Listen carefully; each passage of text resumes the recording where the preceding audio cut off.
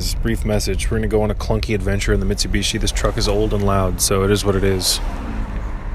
It takes a large amount of energy to uphold the image of yourself that you portray to the world. Now, a lot of this is unconscious behavior that you've learned by living in this culturally poisonous matrix. And to a large extent, in order for you to understand the words that I just said about the energetic output that it requires for you to uphold an image that you present to the world, you're going to have to do some deep introspection. You're going to have to go into your inner temple, and you're going to have to do some thoughtlessness exercises so that you can calm your mind down to the point where you can see the internal dialogue that is generated and the emotional generation of feelings that are revolving around your image or what you project into the world.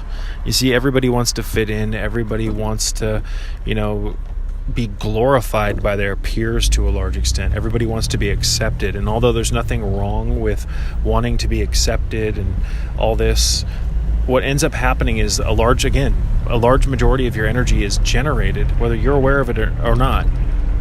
It's generated to portray a version of yourself to the world. Now, unfortunately, that version of yourself is fucking false.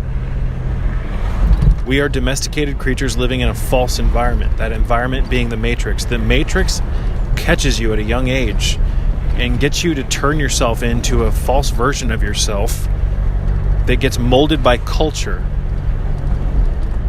Now, there's so many mechanisms by which this works, and we've gone over them extensively on this channel. I would suggest reading some of Carlos Castaneda's books, The Teachings of Don Juan, A Separate Reality, The Art of Dreaming, so that you can familiarize yourself with some of the wisdom of Don Juan Matus, the Yaqui Indian sorcerer that taught Carlos throughout the book series.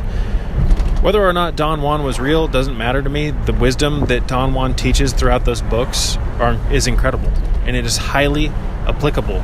You can apply it to your life and develop a lot of benefit. Now, one of the things that Don Juan teaches Carlos is he teaches him about energetic expenditure, if I can speak today.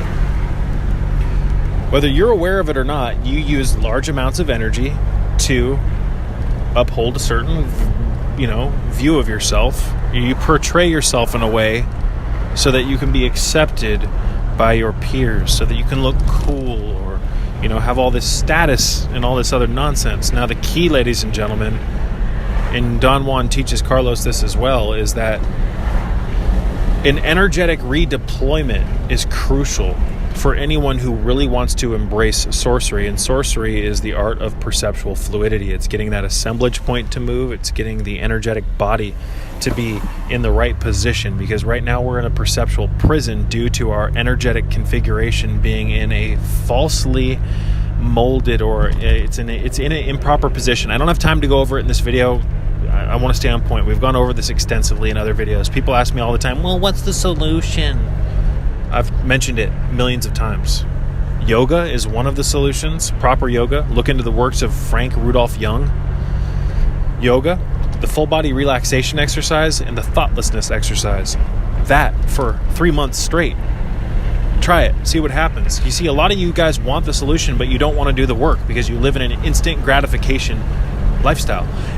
Or in a culture that venerates that. On top of that, in order for you to do the real work, the alchemy, the transmutation that is required to get yourself back in alignment, you're going to have to let go of pieces of yourself that you actively work towards keeping withheld. You are not with you want these things because they make you feel grounded in this hell world that we live in. So a lot of you guys are, I'm not going to say anything, excuse me.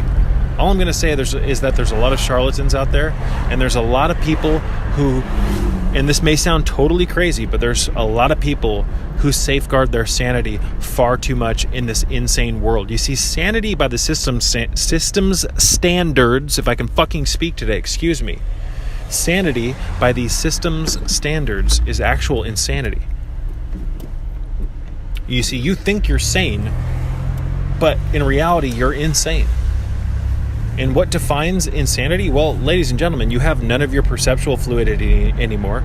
Your assemblage point has been modified and put into a position that causes you to only interact with a very small potential of the electromagnetic spectrum. You have no kundalini stimulation anymore. Your spine is all out of alignment. And we could go on and on and on forever about all the ways that we've been domesticated. I'm not going to get into it in this video because, again, we've gone over it so often. But again, a large majority of your energy is used to... It's about self-importance. You want to feel important. And I understand it to some extent, but it's gotten a little ridiculous. I mean, think about all the pictures that people take of themselves on Instagram, and like they modify their face to look thinner, and think about all the ways that people work overtime to appear a certain way to the world so that they can feel accepted, when in fact that version of themselves is fucking false. What's the point of projecting a false version of yourself to the world?